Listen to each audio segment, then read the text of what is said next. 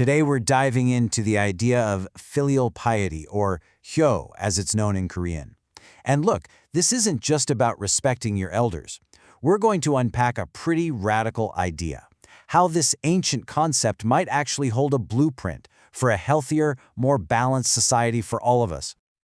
So let me start with a question, just to get you thinking. What if a parent's chronic pain, their illness, wasn't just a random medical problem? What if it was actually a signal, a message they're sending to their children about something that's gone deeply wrong? Well, the idea we're exploring is that a parent's suffering is exactly that. It's a warning light on the dashboard. It's a sign that the family itself, the whole system that's supposed to support everyone, has become completely imbalanced, that it's failing someone. To really get our heads around this, we're going to follow the story of a family with 5 children. This little story is going to be our guide through this whole explainer. So let's get into it. Okay, so take a look at this family. On paper, they're killing it.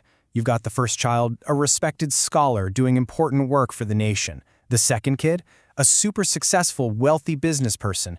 The other kids are all well-connected, doing great. And then you have the youngest child, the one who stays home, works the land, and takes care of the aging parents. I mean, from the outside, it looks like a perfect family, right? They've got it all: knowledge, wealth, influence. But as the parents start to get sick, we've got to ask the real question here. Is this system actually working? Is this family truly healthy? And that question brings us right to the hidden cost of all this success. To really see the imbalance, you have to look at who paid the price. We need to talk about the sacrifice that made everything else possible. The key to this whole thing is a Korean concept called baraji. It basically means supporting someone from behind the scenes, providing all the labor, all the stability that allows them to go out and achieve amazing things. And in our story, it's the youngest sibling who's doing all the baraji. So here's how that dynamic plays out. The youngest provides the foundation, right? The hard work, the care. The older siblings then take that support and they turn it into power, into knowledge, money, influence. But here's the problem. It's a one-way street.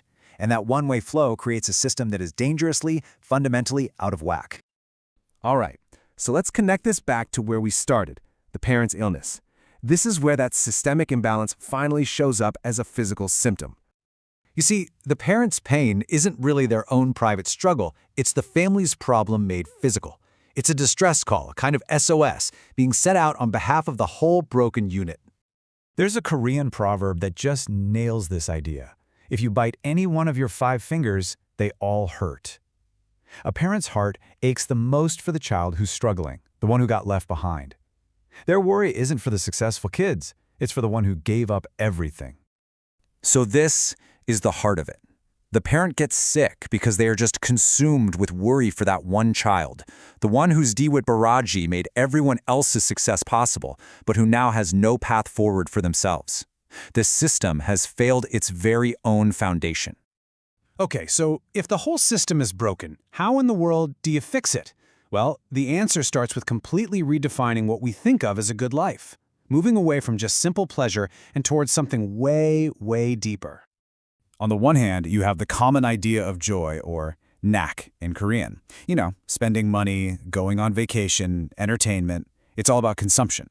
But on the other hand, there's a much deeper kind of joy, one that comes from contribution, from doing meaningful work that actually helps other people and adds value to the world. This is called boram itnin il. It's work that feels rewarding because it makes a difference. This isn't about miserable sacrifice. This is the pure joy of having a purpose. This is the kind of happiness the youngest sibling was denied, and giving them a path to it is the only way to fix the system. So how does all this reshape our understanding of filial piety? Well, it's not just about sending your parents money or visiting on holidays anymore. It's about finishing the project that started with that initial sacrifice. The solution is this beautiful circle of responsibility. The siblings who benefited from all that sacrifice, they now have a duty. They have to use their resources, their education, their money, their connections, to create a path for the youngest sibling to find their own bodam et nanil, their own meaningful work. And when that happens, something amazing occurs. The parents' worry just dissolves. Their pain goes away. And this is the big, profound redefinition of hyo. True filial piety isn't just about taking care of your parents. It's about taking full responsibility for the health of the entire family system, making sure every single person, especially the ones who sacrificed, has a real chance at a joyful and fulfilling life. Okay, now for the final step. And honestly, this is the most powerful part. This story isn't actually just about one family. It's a metaphor for how an entire country, an entire society, is supposed to work. The parallel is crystal clear.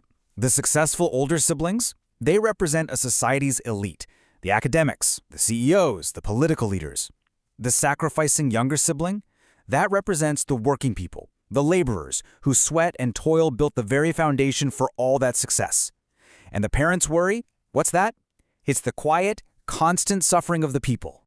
And that leads to this incredibly powerful idea.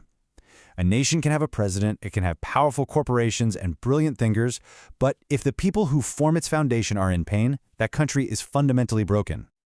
So this just flips the script on what success means. It's not about how much knowledge you have or how much money you've piled up. The real measure of your achievement is what you do with that power to lift up the very people whose sacrifices made your success possible in the first place. This is the great project of any healthy society. Those who have made it to the top have a fundamental duty to turn around and complete the circle. They have to use their power to make sure that everyone has the chance not just to get by, but to find rewarding, purposeful work and to live a truly joyful life. And so we end with a question, not for some abstract society, but for you. Think about your own life. Who performed the Dwight Baraji for you? Who sacrificed so that you could get where you are today? And now, what is your responsibility to complete that circle of Hyo?